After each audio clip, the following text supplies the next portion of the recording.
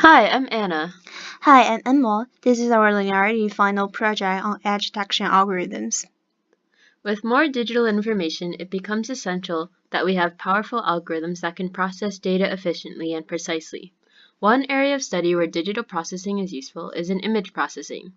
Edge detection is a fundamental process that analyzes images and identifies the discontinuities in intensity values. This is a useful process because it preserves the basic structure of the image while greatly reducing its size. An edge is defined as the bounding limit of an object, area, or surface. In an image, edges are represented by significant changes in value intensity. There are two different kinds of discontinuities, step and line. A step change occurs when there is one value on one side of the discontinuity and a completely different one on the other. On the other hand, a line discontinuity describes the situation in which the value changes significantly and then returns to the original value almost immediately after.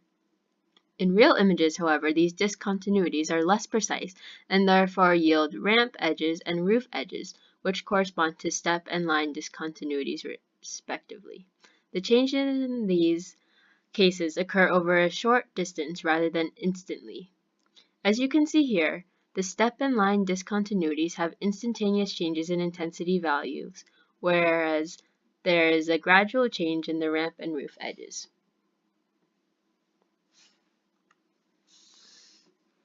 We looked at three different approaches to edge detection: first derivative methods, second derivative methods, and fuzzy logic approaches.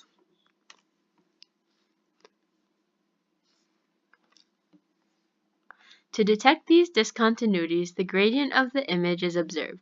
Edges are represented as local extrema in the first derivative because edges mark the point at which the rate of change in intensity is the greatest.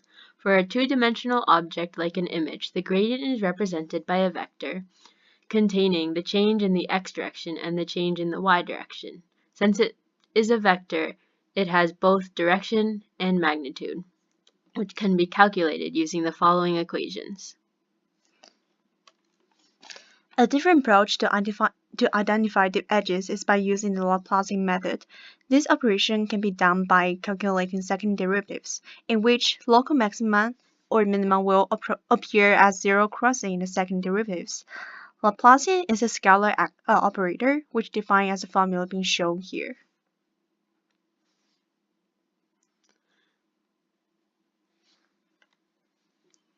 Since images are two-dimensional, it is convenient to use a kernel, which is also called a convolution mask.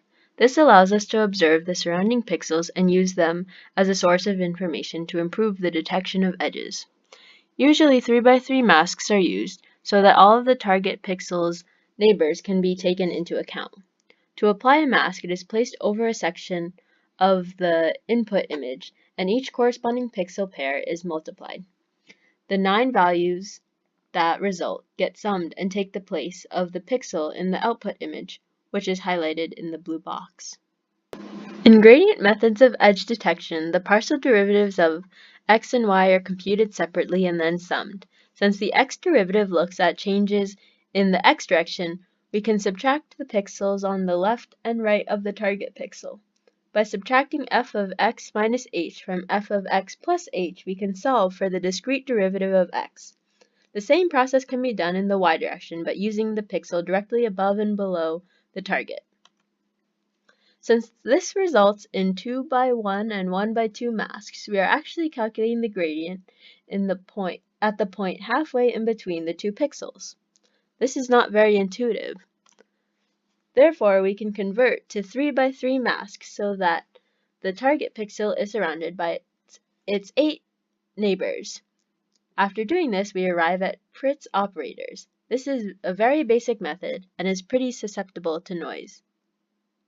To avoid this problem, a Gaussian filter is applied and incorporated into the kernel. The new masks are called the Sobel operators. As you can see here, there is more emphasis on the pixels that are closest to the center.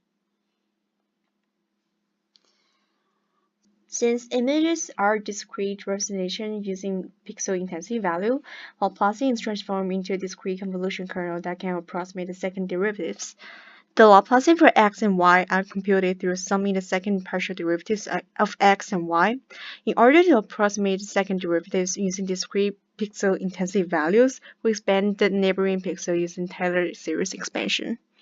As we can see, there are by isolating the second derivatives on the right side of the equation and summing up the first and second equations, we can express the second derivatives of point x in terms of its neighboring pixels. The same process can be done in y direction by using pixel above and below the target pixel. After finding the relationship between the second derivative of the target pixel and its neighboring pixels, a discrete convolution kernel that can approximate the Laplacian operator is derived. The Sobel operator detects the magnitude and direction of the edges by approximating the gradient of pixel intensity. However, it suffers from the noise within images. Therefore, the Kenny edge detection algorithm is used to compensate for the disadvantage of Sobel operator. We explored the computation of the Kenny edge detection based on mathematical theory we explained in the previous section. We generate result images after each operation being applied in order to provide a visual representation of image processing in Kenny edge detection. The Kenny edge detector is one of the well-known edge detectors in computer vision area. Kenny edge detection consists of 5-step Gaussian blur, gradient, non-maximum suppression, double thresholding, and edge tracking. It computes the first derivative pixel by convolving the Sobel kernels in x direction and y direction. The magnitude and direction of the gradient, which demonstrate the local changes of pixel, can be computed using gx and gy based on the method we mentioned earlier. Compared to other approaches such as Sobel operator, Kenny edge detection algorithm aims to eliminate problems of lost edge detection, cases of missing true edges, and improving signal to noise through non-maximum suppression thresholding. Having found the magnitude and direction of the gradient, any intensity of the pixel that's not considered as local maximum will be set to 0 through non-maximum suppression. Each pixel will be checked if it is a local maximum in its neighboring pixel. Any local maximum will occur at a peak in the gradient direction. In other words, a pixel whose gradient is smaller than those of the other two pixels will be suppressed, put to 0. In this graph, for point A, which is greater than 2 of its neighboring pixel, point B and C, in its gradient direction, so A will be considered as the edge pixel. After locating the local maximum, the image is passed through a threshold filtering process in an attempt to reduce the effect of noise. Instead of using a single threshold, a technique called hysteresis thresholding is often implemented. This approach relies on two thresholds, an upper and a lower bound. All of the pixels with absolute values that exceed the upper limit are labeled as edges, and similarly, all of the values that lie below the lower threshold are disregarded. The values that are in the middle of two thresholds are only considered to be edges if they are connected to a section that is above the upper limit. This method helps identifying edges that might not be extremely clear. For example, if they are in a shadow or if the colors in the background that surround the images are similar. Instead of using binary logic, the fuzzy approach uses many-valued logic. This type of classifying values is much more similar to how humans think and make decisions compared to binary methods. Instead of using thresholding to determine if a pixel should be white or black, fuzzy logic uses a degree of membership approach. In the case of edge detection, a pixel would get a degree of edginess. This system is more flexible and able to accommodate images with areas of lower contrast while still achieving an acceptable amount of clarity. The first step is fuzzification. As the system traverses through the image data, each pixel is examined along with its 8 neighboring pixels. After, each edge strength value is calculated by passing the values from the mask through a membership function.